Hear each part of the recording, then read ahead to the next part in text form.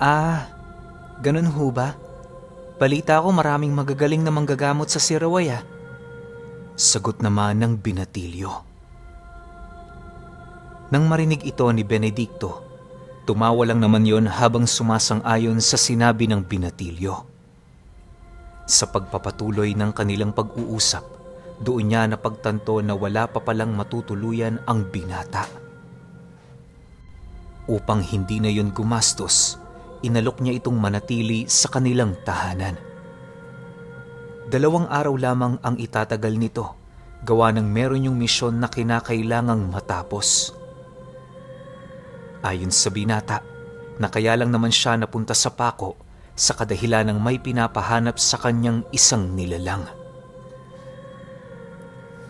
Sa loob ng 2 linggo, tanging bakas pa lamang ang kanyang nasusundan sa nilalang na yon. Napakahirap para sa kanya na maabutan ang lugar na pinagtataguan nito, gawa ng palipat-lipat yon ng pinagpupugaran. Dagdag pa nito na malaki ang galit niya sa nilalang, kung kaya't kahit saan mang lupalop yon pumunta, hindi siya magdadalawang isip na yon ay sundan. Sa pagpapatuloy ng kanilang pag-uusap, napag-alaman ni Benedicto na pinaslang pala ng nilalang na yon ang maestro ng binata. Sa kasagsaga ng pagtanda ng maestro, inuunti-unti yon ng nilalang hanggang sa nakuha na niya ang buhay nito. Nang pinaglamayan ng bangkay, napag-alaman ng binatilyo ang tungkol sa ginawa ng nilalang na yon sa pamamagitan ng kaibigan niyang Engkanto. Noon ding mismong gabi, nagbuno sila pero sa kasamaang palad hindi niya kinaya ang tanga nitong karunungan. Bukod sa meron itong lakas ng isang anggitay, marami din itong baong mutya sa kanyang katawan na nasa panig ng kaliwa. May dugo din yung aswang kaya na may naging pabor dito ang paghari ng kadiliman sa lupain. Bago nito tuluyang makitila ng buhay ang binata, nagawa niya noong makatakas sa pamamagitan ng mga pamako at sabulag sa kanyang katawan. Nang maramdaman na niyang kaya na niyang tumakbo, agad naman niya yung ginawa ng walang pagdadalawang isip. Mabuti na lang, may malapit na tahanan sa kanilang pinaglabanan kung kaya't madali siya doong nakahingi ng tulong.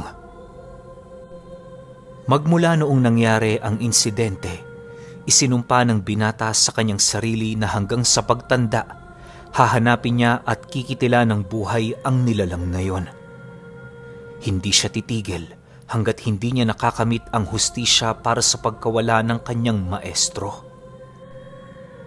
Matapos itong marinig ni Benedicto, mariin naman niyang pinag-isipan kung tutulong pa ba siya o hindi.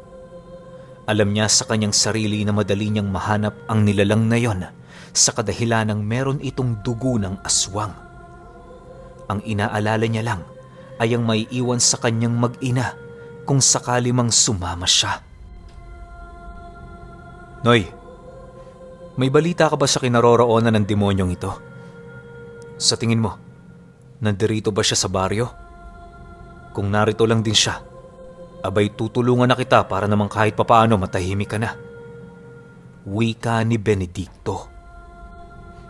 Nang marinig ito ng binatilyo, agad naman itong kinuha ang animoy kaliskis ng isang hayop na nakatali sa isang sinulid na makapal. Pagbaba niya ng kaliskis na yon, bigla naman itong itinuro ang direksyon na kinaroroonan ng nilalang. Malapit lang siya dito. Pakiramdam ko, magtatagal pa siya rito ng ilang araw.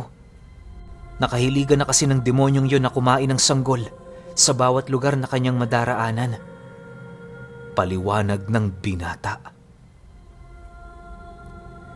Matapos nitong makapagsalita, bigla namang napangisi noon si Benedicto, gawa ng ang kanyang asawa lamang ang nag-iisang buntis sa kanilang lugar noong mga oras na yon.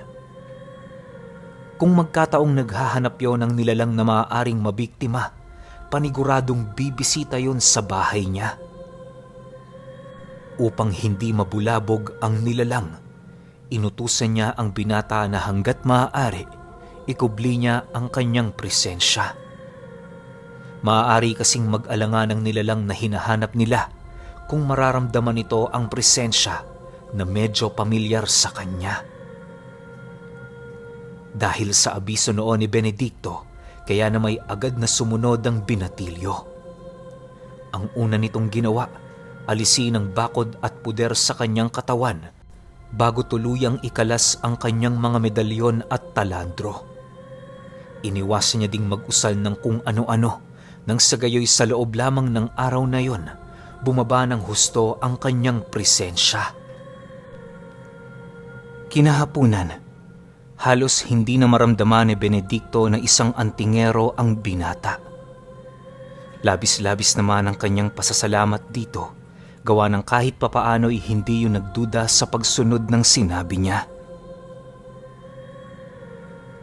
Habang dahan-dahang lumulubog ang araw, papaunti naman ng papaunti ang mga taong naglalakad sa daan. Sa pagsapit ng 6:00, madalang na ang naglalakad sa kanilang lugar. Nang mapagtanto niyang wala nang bibili, minabuti niyang isarado ang kanyang tindahan.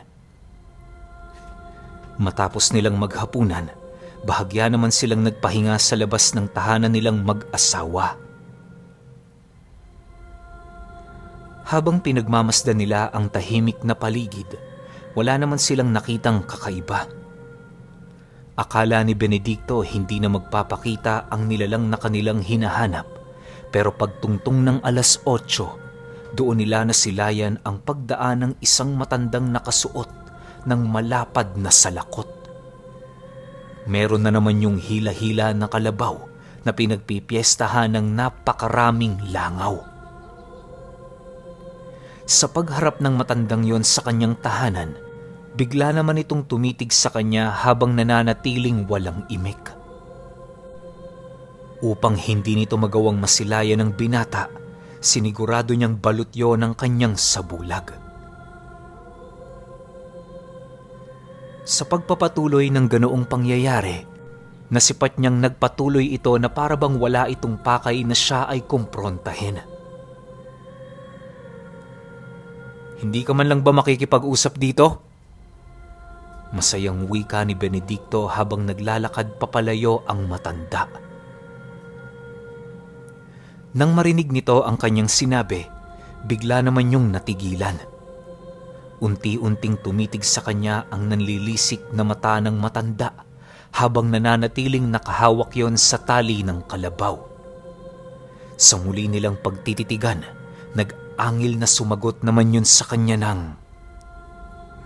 "Dumadaan lang ako. Huwag mo itong bigyan ng kahulugan. Sige, mauna na ako. Magandang gabi sa iyo."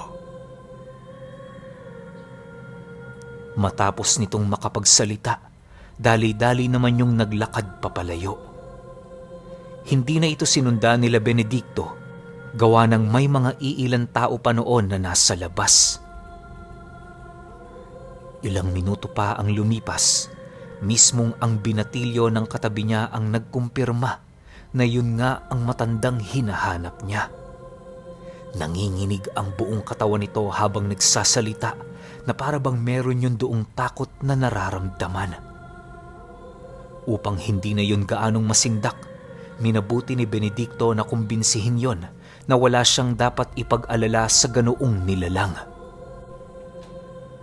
Sa paglalim ng gabi, magkasama silang umalis ng bahay upang hanapin ang pinagpupugaran nito. Hindi na muna inilahad ni Benedicto sa antingero ang tungkol sa kanyang kakayahang makapagpalit anyo dahil hindi niya alam kung ano ang magiging reaksyon ng binatilyo. Sa pagdating nila sa hangganan ng kanilang baryo, wala silang nakita kundi ang mga abandonadong lote sa buong paligid. Nang akmang tatalikod na sila para bumagtas ng panibagong daan, bigla naman sila noong natigilan nang maramdaman nila ang paglitaw ng matanda sa kanilang likuran. Dahan-dahan silang lumingon at pagsilay nila sa kanilang harapan, bumungad ang matandang nakatuwad. Nanlilisik ang mga mata nito habang nag-aangil. Sa gilid naman ng nilalang na yon, nasipat nila ang kalabaw na merong 4 na mahahabang sungay habang nanlilisik ang mga mata. Pagtadyak nito ng mga paa sa lupa, bigla naman yung sumugod sa kinaroroonan nila ng walang pagdadalawang isip. Dahil sa pangyayaring yon, agad namang nag-usal ang binatilyo, ngunit bago pa man matapos ang usal nito, nagawa na yung mapigilan ni Benedicto. "Sandali lang, Noy. Hindi itong laban para sa'yo. Sa ngayon, hayaan mo muna ako." Wika niya sa binata. Nang marinig nito ang kanyang sinabi, agad din naman yung umatras ng hindi umiimik. Sa paglapit sa kanila ng kalabaw, mahinaho naman siyang nag-ihip ng usal sa kanyang kamay at kasabay nito ang pagbuka niya ng kanyang palad sa kinaroroonan ng kalabaw. Pagsimoy ng malakas na hangin sa paligid, laking gulat na lamang ng binata nang masipat niyang tumigil sa pagtakbo ang nilalang na yon. Sa isang iglap, bigla itong napaluhod sa kanilang kinaroroonan habang patuloy na umuungol. Bago pa man yon mabawi ng matanda, agad naman itong sinunggaba ni Benedicto at mabilisang kinitila ng buhay. Pagbagsak ng kalabaw sa lupa, doon na siya dahan-dahang nagpalit anyo upang sindakin ang nilalang na nasa kanyang harapan. Hindi na siya noon nagdalawang isip, gawa ng nais na niyang tapusin ang laban sa lalong madaling panahon. Sa isip-isip noon ni Benedicto na kapag natagalan pa siya sa lugar, maaaring malagay sa panganib ang kanyang mag-iina. Sa pagbungad ng kanyang anyo sa nilalang, halos hindi yun makapaniwala sa kadahilanang hindi nito sukat akalain na isang gabunan pala ang albularyong kaharap niya. Pagbigkas ni Benedicto ng mga engkantasyon ni Ahum, lumitaw sa kanyang kaliwang kamay ang espiritual na sibat. Paano mo nagagawa yan? Kaliwa ang wangis mo. Dapat sunog ka na sa hawak mo. Imposible! Imposible! Sigaw ng nilalang habang dahan-dahan yung umaatras. "Para sa'yo, imposible. Pero para sa estado ko, hindi. Sa pinapakita mong yan, napaghahalataan kang isang mangmang."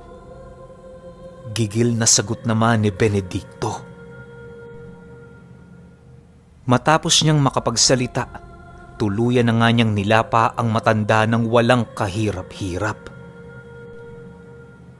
Habang naghihingalo ito, agad naman niya yung inilapit sa binatilyo para ibigay dito ang panghuling atake. Kinakailangan ng binata ang pumatay sa nilalang na yon nang sa gayoy maipaghiganti nito ang pagkamatay ng kanyang maestro. Sa paglapit niya sa binatang antingero, dahan-dahan naman niyang niluwa ang nag-aagaw buhay na nilalang habang nagwiwika ng, "Sa'yo na yan. Malaya ka kung anong gagawin mo sa kanya. Pero pakiusap, sana wag mong tagalan. May pamilya din akong nais pang protektahan." Nang marinig ito ng binata, agad naman niya yung sinakal habang iniihipan ng dasal ang baon niyang ngipin ng kalabaw. Dahil sa hindi pangkaraniwang lakas ng binatilyong yon, kung kaya't hindi na nakapiglas pa ang matandang hinahabol nito. Matapos yung bawian ng buhay, sinunog pa nila ang bangkay nito upang maipakita ang galit ng binata. Pagramdam niyang medyo bumabalik na sa normal ang pakiramdam ng kanyang kasamang antingero, nagpasya na siyang bumalik sa kanilang tahanan. Habang binabagtas nila ang daan, panay naman ang kanilang pag-uusap ukol sa kanyang ipinamalas na kakayahan. Bagaman ayaw ilahad ni Benedicto ang tungkol sa bagay na yon, Wala siyang magagawa kundi sabihin yun sa binata upang magawa niyang maunawaan ang mga palaisipan ukol sa bagay na kanyang nasilayan. Alam mo, noong ipinagdadalang tao ako ng nanay ko, meron siyang nakaharap na hari ng mga itim na engkanto. Kahit buntis siya, nakipagdigma siya dito kasama ng aking ama. Napaslang naman nila ang hari, subalit ang kapalit nito, isang sumpa na dumapo sa akin. Hindi alam ng aking ina kung papaano yun gagamutin, gawa ng unang beses niya pa lamang makaharap ang ganoong abilidad. Ayon sa kanya, na sa loob ng 4 na buwan, marami siyang sinakripisyo para lamang magamot ang aking karamdaman. Lahat ng pakikipaglaban ay kanyang iniwasan, subalit dumating pa rin ang isang pagkakataon na nakaharap siya ng isang gabunan. Ayon sa sumpa, kung sino ang kanyang pinakaunang magiging kalaban, yon ang tatangiing abilidad ng kanyang anak. Wala silang magagawa para basagin ang sumpa, sapagkat yon ang kasunduan ng hari. Pagpapaliwanag ni Benedicto. Ano naman ang nangyari pagkatapos niyang paslangin ang gabunan? Seryosong tanong ng binata. Nakipagsundo siya sa demonyong nagbigay sa akin ng sumpa. Kapalit ng buhay nila, ang pagiging ordinaryong tao ko sa kabila ng aking sumpang abilidad. Sa makatuwid, kahit ako'y nasa kaanyuan ng isang gabunan, isa pa rin akong ordinaryong tao. Yun nga lang, iba ang anyo ko. Yan din ang rason kung bakit kaya kong makipaglaban tangan-tangan ng sibat ni Ahum. Isang napakagandang abilidad, hindi ba? Sagot naman niya sa binata. Dagdag pa ni Benedicto na bagaman pabor sa kanya ang ganoong abilidad, labis pa rin siyang nagsisisi gawa ng ang kapalit nito ay ang buhay ng kanyang mga magulang. Noong bata pa siya, sobrang lungkot niya dahil hindi niya naranasan ang mabuhay ng matagal sa puder ng kanyang mga magulang. Marami siyang pamilyang kinaiinggitan noong mga panahong yon, subalit wala siyang magagawa kundi tanggapin ang kanyang masalimuot na tadhana. Sa paglaki ni Benedicto, marami siyang isinakripisyo maabot lamang ang ganoong estado. Dahil sa naging kwento niya sa binatilyo, halos hindi naman yun gaanong makaimik. Namumula ang mga mata nito habang nakatingin sa kanya na para bang yun ay naaantig sa kanyang naging kwento. Nang marating na nila ang kanyang bahay, minabuti na muna nilang pumasok para tingnan ang kanyang pamilya. Matapos niyang malaman na nasa maayos naman yung kalagayan, tumungo sila sa sala para mag-usap. Sa pagpapatuloy ng kanilang talakayan, nangako sa kanya ang binatilyo na mananatili pa rin yun sa kanilang bahay sa loob ng 2 araw para naman makabawi siya sa kabutihang kanyang ipinakita. Dahil sa pagpupumilit nito, kung kaya't wala nang nagawa si Benedicto kundi ang sumang-ayon. Makalipas ang araw na yon, naging abala naman sila sa trabaho. Kahit papaano, ipinagpasalamat ni Benedicto ang pananatili ng antingero gawa ng meron siyang katuwang sa trabaho. Kapag madalang ang kanilang benta noon, nilalakuyo ng binata upang maabot ang mga lugar na hindi pa nakakatikim ng kanilang mga nilulutong kakanin. Dahil sa dami ng trabaho, kung kaya't hindi nila napansin ang napakabilis na takbo ng oras. Pagpansin noon ni Benedicto sa araw na sumapit, doon niya napagtanto na araw na palayo ng pag-alis ng kanyang kaibigan. Bago ito tuluyang umalis sa kanilang tahanan, muli yung nagpasalamat sa kanya. Nangako din itong mamumuhay na ng payapa nang sa gayoy maging masaya naman ang kanyang buhay. Akala ni Benedicto magiging payapa na sila sa pag-alis nito pero Lingid sa kanyang kaalaman na ang binatilyong yon sinusundan pala ng pangkat ng gabunan. Sa pagsapit ng gabi noong araw na yon, habang nagpapahinga siya mag-isa, nakakita siya sa labas ng bahay nila ng 2 aso na triple ang laki sa isang ordinaryong aso. Nakatitig yun sa bintanang kinaroroonan niya na parabang nagmamasid. Pagsilay doon ni Benedicto, agad naman niyang napagtanto na hindi ordinaryong nilalang ang kanyang nasilayan. Walang sabi-sabi, dali-dali naman niyang sinarado ang bintana at kasabay nito ang pagpapasuot niya sa kanyang asawa ng hawak niyang medalyon. Matapos niya yung gawin, muli niyang binuksan ang bintana, subalit sa kasamaang palad wala na siyang nakita. Dala ng kanyang pangamba, minabuti niyang lumabas ng kanilang tahanan upang pagmasdan ang paligid. Habang umiikot ang kanyang paningin sa lugar, nakakarinig siya ng huni ng isang ibon na kakaiba. Sa wakwak at tiktik ang huni nito na parabang pinaghalo sa iisang hayop. Dahil sa mga narinig noon ni Benedicto, agad naman siyang nagpakalat ng usal sa buong paligid. Ilang minuto pa ang lumipas, laking gulat na lamang niya nang biglang sumigaw ang kanyang asawa.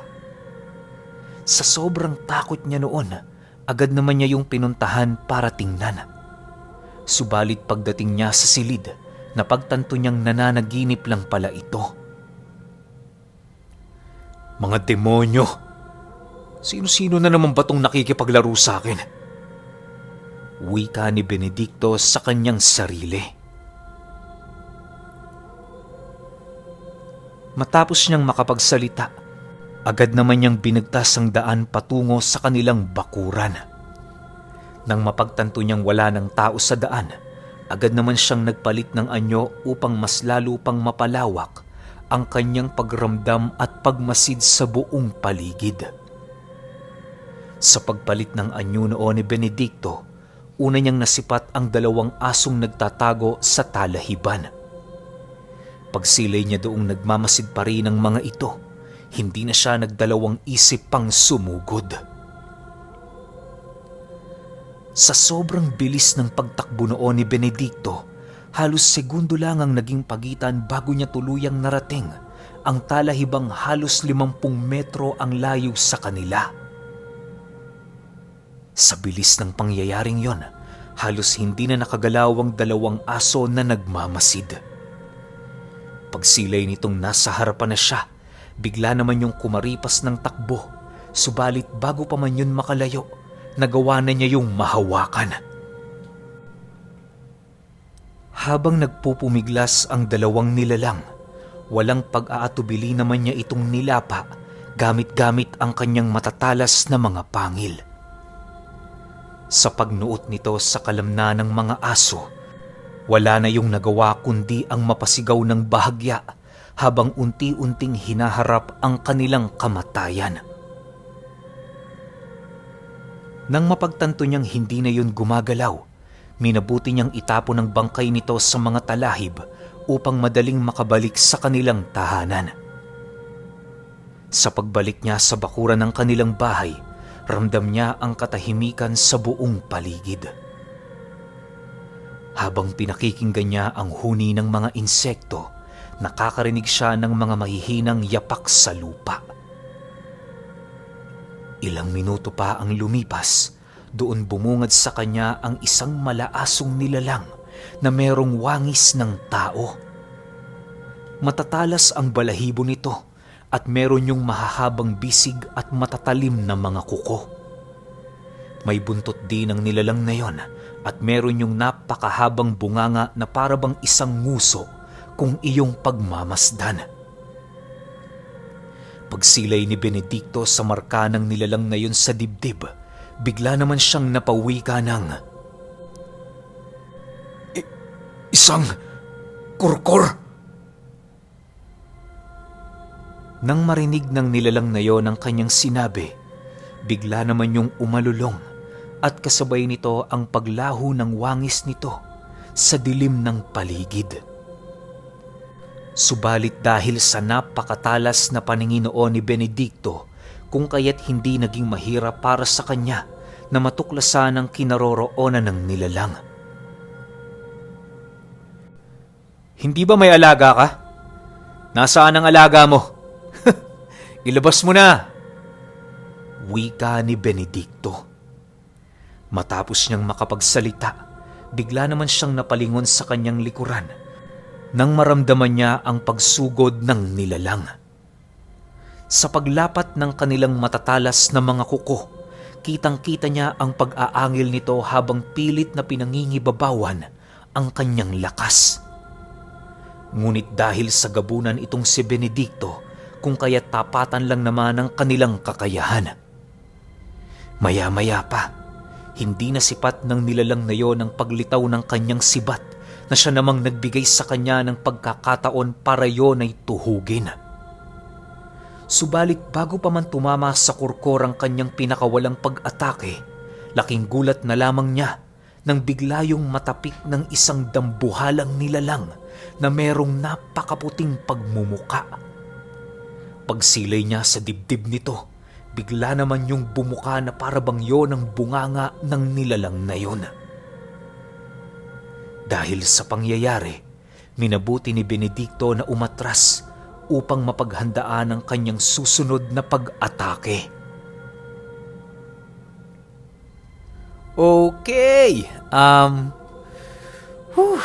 grabe. Kurkur naman ngayon. Alam nyo, ang dami, sobrang siksik nitong episode 4 na to.